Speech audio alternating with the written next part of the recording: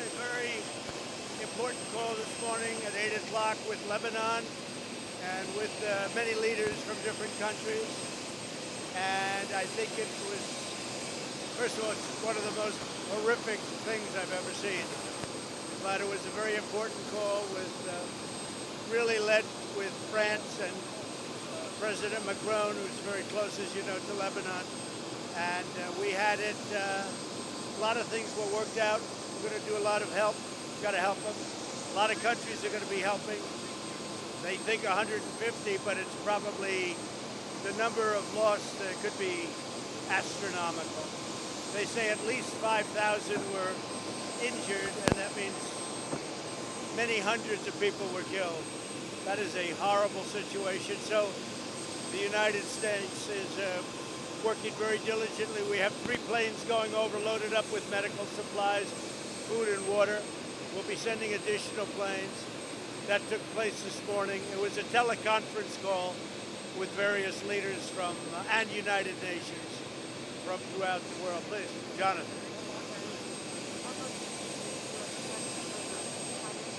Right. Right. We haven't given a number, but it'll be substantial. On a humanitarian basis, we have to do it. We have to do it. It's, you'd almost say, how does a country survive such a tragedy? This was at a level, I have people over there, they said this is at a level that we've never seen before. The blast, they've never seen anything like it. So we'll be helping them and substantially. We've had 3 major planes already over with a lot of medical, mostly medical equipment and various things to help. We have some excellent military that do this, and they've reported back that they've never seen anything like this before. So it's a horrific situation, but we'll help. Yeah.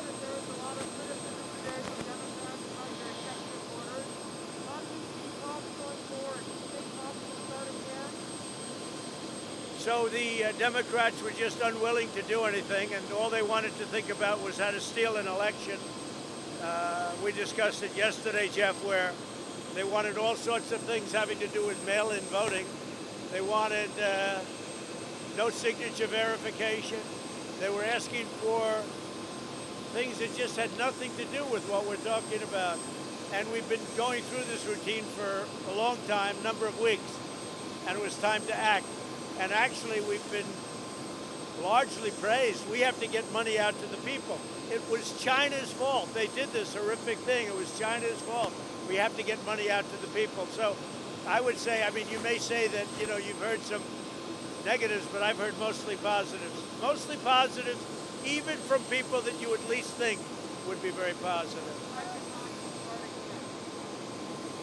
I hear that's what the Democrats want to do now. They want, look, they were not interested in doing what they had to do. Their big point of discussion was bailouts. They wanted to bail out poorly run Democrat states. Like, you know, I could name them. I could give them to you right now, but why do it? Because you know the same states as I do, and cities. And we're not going to do that. We'll help, but we're not going to do numbers. They talked about a number of $1 trillion. We can't do that, Jonathan.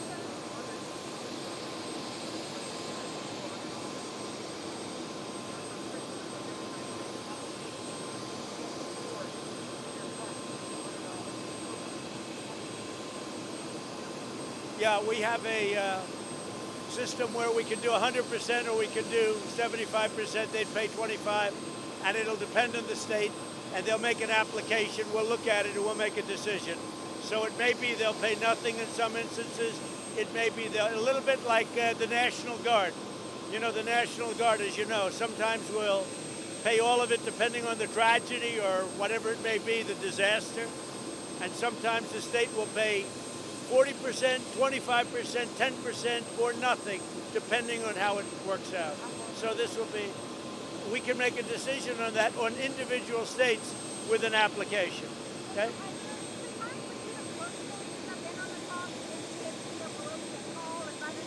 Well, I've been involved personally, and, you know, through my representatives who are wonderful, and we have additional people too, but I'm involved very, you know, look, I've been on the phone a lot over the last 3 or 4 days, and I think it actually works better if we do it the way we're doing it.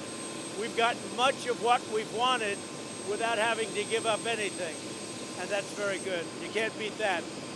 You can't beat the deal we made. We've gotten much of what we wanted, and they didn't get what they wanted, and they would have, and I guess they still could, in all fairness. I mean, I hear that Nancy Pelosi wants to call and she wants to see if she can do something, but they're much more inclined to make a deal now than they would have been 2 days ago.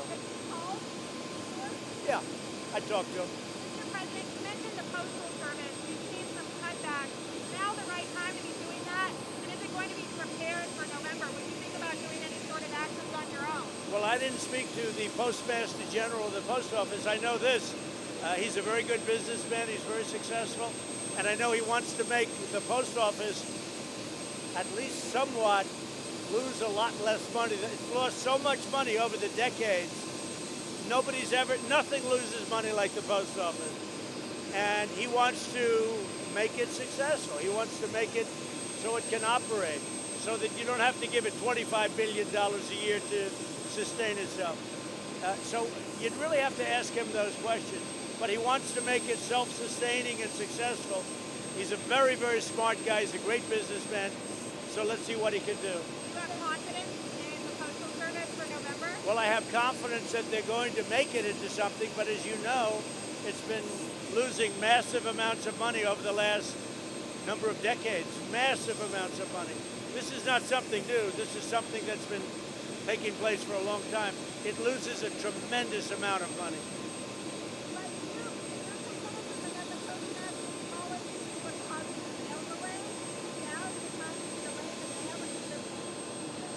Well, in light of the stories that are coming out about all of the problems with mail-in voting, whether it's the congressional race, Carolyn Maloney in New York, where they called it, they don't even have the ballots. The whole thing is crazy. There's one that just came across my desk, and I'm going to look into it, but I hear it's a catastrophe on mail-in voting. We just can't have that. It's you got to have an honest election. And if it's not going to be an honest election, you have to call them out. Mr. President, you were at the home of your friend, Stanley for the fundraiser. Who passed away due to COVID. Right. And he's a great man. He was a great person. He was a very early supporter. He just thought he was a very successful real estate man. I knew him in New York, one of the most successful. And he was really one of my early supporters. He said Trump is going to win. He said, you don't understand. Right from the day I came down the escalator with our First Lady, our future First Lady, he said, you don't understand. Trump is going to win. And he said that to the smartest people in New York, and he said it to the richest people, and he said it to the poorest people. He said, you don't understand Trump, he's going to win. And he was right. And he was very much involved, but he was diagnosed, a number of weeks ago. He went to the hospital, and unfortunately, he didn't make it. And he was just a fantastic person. One of the most charitable people you'll ever meet. He helped a lot of people. Okay?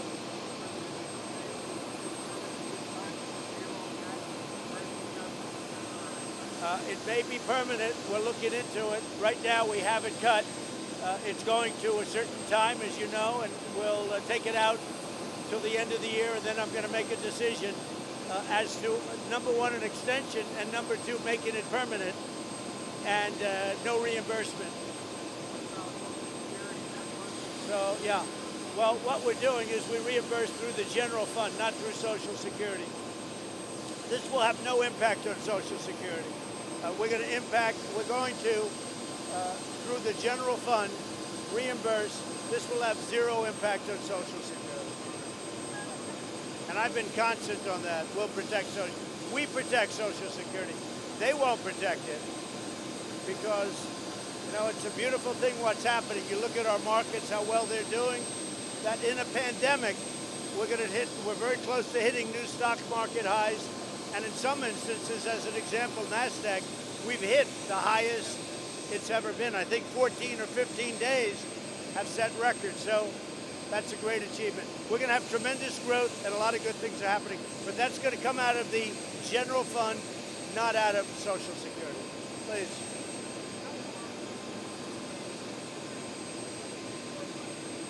No, we'll be able to do it as long as we deem it necessary.